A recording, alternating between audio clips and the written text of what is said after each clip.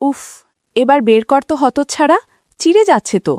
কতবার বলেছি একটু তেল দিয়ে নে। আমার তো বয়স হয়েছে নাকি, তোর মা দেখে ফেললে সমস্যা হবে। আরে তুমি চিন্তা করো না, আমি মাকেও ম্যানেজ করে নেব।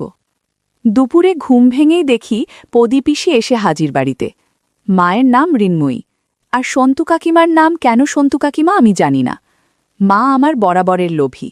বয়স ৪৫ হলেও লোভ যেন চোখে মুখে লেগেই আছে। একটু অগোছালো করে শাড়ি পরে, তাও ঘরের কাজ করার সময় হাঁটু অবধি গুটিয়ে গুজে নেয়। বাড়ির আরেক অতিথি সন্তু কাকিমা, বেশ চালাক মহিলা, আসলে এখনও ইয়াং টাইপের। ছেলে মেয়ে হয়নি বলে কাকাও আমার বোকাশোকা। এমন সুন্দরী কাকিকে সুখী রাখতে পারে না, তেমনটাই আমার বিশ্বাস। পদীপিসি মায়েরই বয়সী। স্বামী বার্মায় সেনা ছাউনিতে ছিল, যুদ্ধে সেখানেই পরলোক গমন করে। তারপর এক মেয়ে নিয়েছিল মায়ানমারে। সে হবে ১৯৮৫-র কথা। এক মেয়ে স্থানীয় অবাঙালিকে বিয়ে করে বার্মার হয়ে গেছে আজীবন। ৩ কুলে কেউ নেই। পদীপিসি আমার খুব ভালো লাগে, তার দিকে তাকালে মন জুড়িয়ে যায়। পদীপিসিকে দেখে আনন্দ আমার কম হল না। একে তো বিধবা, আর ওপর আবার একটু স্বাস্থ্যবান। ইউনিভার্সিটি থেকে পড়া শেষ করে মাস ৩ হলো বসে আছি বাড়িতে। মা কাকিমাদের কাছাকাছি থেকে আমার ওজন ৭৬ কেজি থেকে ওজন ৭২ কেজিতে দাঁড়িয়েছে। কিন্তু লক্ষ্য আমার সন্তু কাকিমার দিকে। গভীর জলের মাছ, চারা খায় কিন্তু বড়শি খায় না। তার ওপর পদীপিসি, এ যেন একের ভিতর দুই। কলের জল তোলা, কাপড় কাচা, এসব হর হামেশাই দেখি আমি। ঝুনু আমার ছোট বোন। রাগ হয় যখন ঝুনুকে নিয়ে দাবা খেলতে বসে সন্তু কাকিমা। ঝুনু আঁচল অগোছালো করলেই সন্তু কাকিমা দ্রুত ঠিক করে নেয়, তাই সন্তু কাকিমাকে ডাকবার সুযোগ হয় না। শেষে জেদ করে ৯০০ টাকা দিয়ে পেরিস্কোপ কিনে নিয়ে আসলাম। আমাদের পায়খানার দেয়ালের ওপরের টালিতে ফাঁকা আছে, সেখানে পেরিস্কোপ রাখলে পাশের বাথরুমে সবকিছু দেখা যায়। এ আমারই আবিষ্কার। কলম্বাস বেঁচে থাকলে আমার পায়ের ধুলো নিয়ে যেত আমার বাড়িতে এসে। গল্পের শুরু পদীপিসির বার্মা থেকে আনা একটা টিনের বাক্স নিয়ে। মার শুধু দিনরাত চিন্তা, অনেক টাকা আছে বুঝি সেই বাক্সে। সেই বাক্স এক মুহূর্তের জন্য হাতছাড়া করে না পদীপিসি। গরিব মধ্যবিত্ত পরিবার আমাদের। বাবা কর্পোরেশনের কেরানি, দিদিকে বিয়ে দিয়েই অর্থশূন্য। সংসারে তাই খিটিরমিটির লেগেই থাকত। তার উপর পদীপিসি মাথায় চেপে বসে বাবার চাপ বাড়িয়েই দিল। খুব চেষ্টা করছি ব্যাংক বা রেলে যদি একটা চাকরি লাগিয়ে দেয়া যায়। চাকরি তো মুখের কথা নয়। মাসে ২০০০ টাকা করে পদীপিসি বাবাকে দেবেন, তার খরচ বাবদ। কাকা প্রাইমারি কলেজে শিক্ষকতা করলেও মাইনে পান ৩ মাসে। করিমপুরে কোনো রেল যোগাযোগ নেই, যাতায়াত বাসে আর নৌকায়। জুবিলি থেকে খেয়াঘাট, আর খেয়াঘাট থেকে আরও ১ ঘণ্টার পথ। চক্রপুর স্টেশন এখন থেকে মাইল ৫। সেখান থেকে আজকাল চালু হয়েছে ম্যাজিক গাড়ি। ১২ জন বসে সে গাড়িতে। গ্রামের রাস্তায় লাফাতে লাফাতে যায় একদিক থেকে অন্যদিকে। উঠলেই ৫ টাকা ভাড়া। মোবাইলের টাওয়ার আসে গ্রামে ঠিক দুর্গাপূজার মতো, কালে ভদ্রে মাসে ২-১ দিন। তবু অ্যান্টেনা খাটিয়ে পাওয়া যায় যদি মোবাইলের সেট ভালো হয়। আমার কার্যকলাপ শুরু হলো তখনই যখন একাধারে পদীপিসি আর সন্তু কাকিমা জ্বরে কাবু। বর্ষার এই সময় রোগ যারা চেপে বসে। পদীপিসির জ্বর হলেও সন্তু কাকিমা পড়লেন নিউমোনিয়াতে। বন্ধুরা, এইসব গল্পে তেল মালিশের অনেক গল্প আছে, কিন্তু আমারটা তাদের সাথে মিল খায় না। কারণ মা কোনোদিন আমাকে বলবে না সন্তু কাকিমাকে তেল মালিশ করে দিতে। আমি ওষুধপালা নিয়ে দৌড়াদৌড়ি শুরু করলাম, কেননা ছেলে বলতে বাড়িতে আমি একা আছি। বুকে সর্দি জমে পদীপিসির যায় যায় অবস্থা। মা সন্তু কাকিমাকে আর পদীপিসিকে যত্ন আত্তি করতে লাগল। আমার ভার পড়ল শুধু খাবার খাওয়ানোর। পদীপিসিকে বাড়লি আর সন্তু কাকিমাকে মাছের স্যুপ। তারই সুবাদে আমার মনের আকাঙ্ক্ষিত সব চিন্তা উঠল নানান অভিজ্ঞতায়। মা খেচিয়ে উঠল, কখন থেকে বলছি মাছের স্যুপ গরম না খেলে ওর গলা দিয়ে নামবে না। বড় ঘরের মেয়ে, দেখিস যত্ন করে খাওয়াস, না হলে ঠাকুরপো আবার মুখ বেঁকাবে। মাথা নাড়িয়ে মাকে বললাম, উফ, তোমরা আমাকে দিয়ে এত খাটাও। আমায় শুনিয়েই মা বলল, ওহ, তোর গোতর নড়ে না, সকাল থেকে মুখের রক্ত উঠে গেল আমার, সেটা তুই দেখতে পাচ্ছিস নে? দীপক সামন্ত কি আমার জন্যে কেনা বান্দি রেখে গেছে? ওই দেখো, ওদিকে পিসির বাল্লি না উবলে যায়, যাও বাবা যা। গরম স্যুপ হাতে নিয়ে বললাম, কই চামচ দিলে না, খাওয়াবো কি করে? মা বলল, টেবিলে রেখে এসেছি। সন্তু কাকিমার ঘরে ঢুকলাম। ঘরে ঢুকলেই সন্তু কাকিমার সুগন্ধে মন ভালো হয়ে গেল। ঘরে ঢুকে দেখি চিত হয়ে পড়ে আছে সন্তু কাকিমা। চেয়ে আছে, কিন্তু এতটাই দুর্বল যে সে চাওয়ায় প্রতিক্রিয়া নেই। রোজ মাছের স্যুপ খাওয়াতে হবে 1 মাস। জ্বর চলে গেলেও একই অবস্থা প্রদীপিসি আর সন্তু কাকিমার, যদিও সন্তু কাকিমার এখনও গায়ে 101 জ্বর। সন্তু কাকিমার মাথার কাছে দাঁড়িয়ে বললাম, আরে কই, ওঠো ওঠো ওঠো। নড়বার যার ক্ষমতা নেই সে উঠবে কি করে? সামান্য সাপোর্ট দিয়ে ঠেলে তুললাম বিছানা থেকে। এই সুযোগে কিছু একটা করে বসলাম আর বললাম, নাও আমি চামচে করে দিচ্ছি, পটাপট স্যুপ খেয়ে নাও। কানে কানে বললাম, প্রদীপিসি লাইনে দাঁড়িয়ে। একটু হাসবার চেষ্টা করল সন্তু কাকিমা। খাওয়ানোর ছলে ইচ্ছা করে স্যুপ জামায় ফেলতাম, যাতে মোছার সুযোগ পায়। বন্ধুরা, তোমরা বুঝেছ তো কি বলতে চাচ্ছি? পেতামও সে সুযোগ, সময় বিশেষে। যেদিন সুযোগ হতো না সেদিন চেষ্টা করতাম প্রদীপিসির ওপর আমার যত সব জাদু তন্ত্র মন্ত্র। বেশ চলছিল, কারোরই ঠিক হবার নাম নেই। আসলে বাবার সে সামর্থ্য ছিল না যে দামি ডাক্তার, দামি ওষুধ কিনে দুজনের সেবা করবেন। আর আমার কাকুর মাথাও তো প্রখর নয়, ধর্মভীরু মানুষটা পূজা পাঠ করেই কাটিয়ে দিছিল দিন। আমিও দুজনের সাথে ছলে বলে কৌশলে সেবা করতাম। অসুস্থ হয়ে থাকলে কোনো মানুষের সাথে সত্যি দুষ্টুমি করা যায় না। যারা করে তারা অপরাধী, মনোবিকারের লোক। আমি পারছিলাম না। আমাদেরই পুরনো ডাক্তার এসে দেখলেন দুজনকে। খুব সামান্য উন্নতি ঠাকুরজি, আজ 7 দিন হলো, আর 2 দিন দেখুন, না হলে কিন্তু দুজনকেই হাসপাতালে ভর্তি করতে হবে। আচ্ছা ঠাকুরজি, আজ পারলে দুজনের বিছানা পাল্টে দুজনকে স্নান করিয়ে দিন দেখি। মানে গা কম্পেশ করে ভালো করে মাথা ধুয়ে দেবেন। এই পটল, এসব তো তুমিও পারো, মাকে এত খাটানোর মানে হয়? বাড়ির বিপদের সময় এসব তো তোমারই দেখে রাখা উচিত। শোনো, ঠান্ডা জলে মাথা ধোয়াবে আর গরম জলে গা কম্পেশ করবে, বুঝলে? মনে আছে তোমার পায়ে স্টিচ পরার সময় আমি যেন পা কম্পেশ করে দিয়েছিলাম শরীর টেনে টেনে? সেরকম। দেখবে বিকেলেই জ্বর নেমে গেছে, আর না হলে আমি হাসপাতালে রেফার করব। জ্বর মাথায় উঠে গেলে বিপদ হয়ে যাবে। বৌঠান, আজ আসি কেমন? ওষুধ যেমন চলছে সেরকমই চলুক। সিপ্রোফ্লক্সিনটা না দিলেও চলবে, 6 দিন খাওয়ানো হয়ে গেছে। পরামর্শ দিয়ে ডাক্তার চলে গেল। দিবাকর ডাক্তারে মুলুকের ভরসা। সময় নেই, কিন্তু রোগ ভালো করে। কেউ পয়সা দিতে চায় না গ্রামে, কারণ ডাক্তারকে পয়সা দেয়া মানে সেই পয়সা জলে গেল। আমি ফ্যাল করে চেয়ে থাকলাম রাস্তার দিকে। হে প্রভু পরমেশ্বর, শেষে তোমার দয়া হলো। সন্তু কাকিমাকে যে স্নান করাতে হবে ভাবলেই তেমন যেন লাগছে। অবশ্য মা যদি অনুমতি দেয়। রান্না করছিল মা, ঝুনুকে কোলে নিয়ে গলমন্দ করছে আর বলছে, আমার হলো যত জ্বালা, তো বড় সংসার, কোলের বাচ্চা, কি করে সব সামলাই? কর্তাদের ফুর্তি দেখলে বাঁচি না। 2 দিন না হয় অফিস বন্ধ দিয়ে ঘরে থাকো বাবা, রোগ জ্বর বেঁধেছে না, তাদের রোজ অফিস যাওয়া চাই। আসুক, সব বোঝাবো ভালো করে। কইরে পটলা, তুই কি মুখ দিয়ে মাছি মারছিস? ঝুনুকে নিয়ে জানাকুল থেকে আমায় রান্না করতে হবে তো। আর দিবাকর ডাক্তার যা বলল, আমি বাপু এত খাটতে পারবো না। আমি তৈরি ছিলাম, কিন্তু গম্ভীর করে বললাম, এসব কাজ কি ছেলেদের? আমি পারবো না। মা বলল, ও মা, এতে ছেলে মেয়ের কি আছে? বলি, আমি মরে গেলে কি আমায় চিতায় তুলবি না? ও পাড়ার কাওড়ার ঘরের মেয়ে নিয়ে এসে বলবি মাকে চিতায় তুলে দে?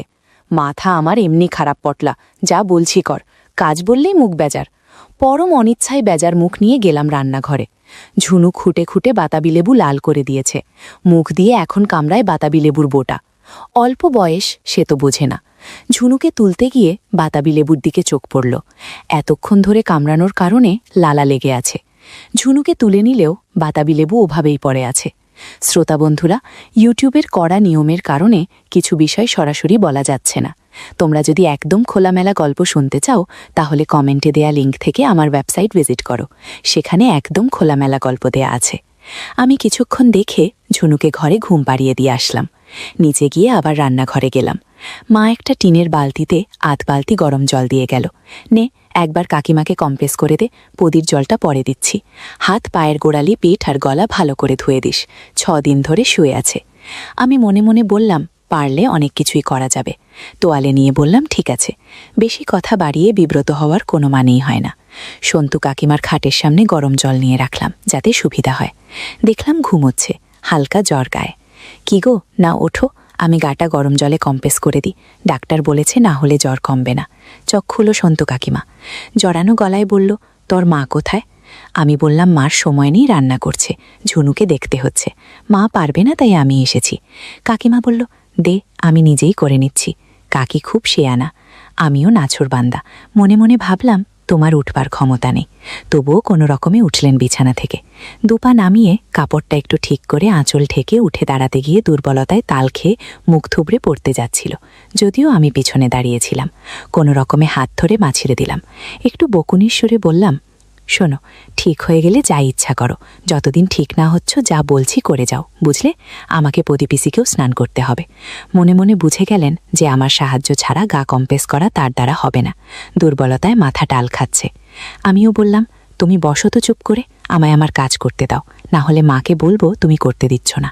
কাকিমা খাঁচায় হাত দিয়ে ধরে বসে কোকাতে লাগলো দুর্বলতায়।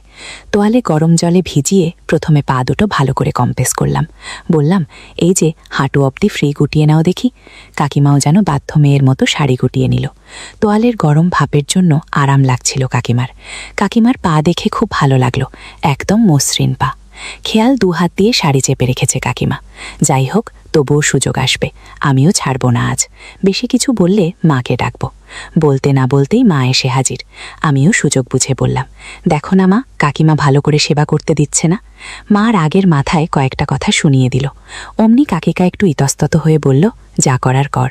আমি তোয়ালে ভালোভাবে গরম পানিতে ধুয়ে কাকিমার হাত পা মুছে দিলাম। মাঝে মাঝে গাছের কাতবেলটাও চোখে বাজছিল। ইস, কি সুন্দর আর টাটকা দেখতে হয়েছে। যেভাবেই হোক এটা আমার চাই চাই। একটু পর আমি মাকে ডাকে বললাম, আমি স্নান করতে যাচ্ছি। এই বলে চলে গেলাম কলঘরে। কিছুক্ষণ টানাটানি করে স্নান সেরে বেরিয়ে এলাম। মা বলল, বাবা, একবার দেখে আয় না ঝুনু উঠে পড়ল কিনা। তারপর প্রদীপিসিকে স্নান করিয়ে তুই দুপুরের খাবার খেয়ে নে। ওদের খাওয়ালেই তোকে খেবে দেব। ততক্ষণে আমি ঠাকুর সেবা দিয়ে নেব ততক্ষণ। দেখে আসলাম ঝুনু তখন ঘুমাচ্ছে উপরের ঘরে। নিচের দুটো ঘর কাকিমাদের, আমাদের উপরের দুটো ঘর। কিন্তু একটু আওয়াজ করলে উঠে পড়বে। মাকে বললাম, ঝুনু ঘুমাচ্ছে, কিন্তু উঠে যাবার সময় হয়ে এসছে। মা বলল, ঠিক আছে, যা তুই প্রদীপিসিকে দেখ গিয়ে। আমি দুজনের ঘরে খাবার দিয়ে দেব ঠাকুর সেবা দিয়ে। আমার আনন্দে যেন আত্মহারা হবার দশা। প্রদীপিসি বড়ই বাধ্য টাইপের, অন্তত সন্তু কাকিমার মতন গায়। আসলে রাগ ঢাক নেই, যখন যা করতে বলা হয় তখন বিনা দ্বিধায় সেটাই করে, যেটা আমার সবচেয়ে বেশি ভালো লাগে। কোনো কিছু না ভেবেই ভুলে গেলাম প্রদীপিসির ঘরে। মার কথা মনে পড়ল।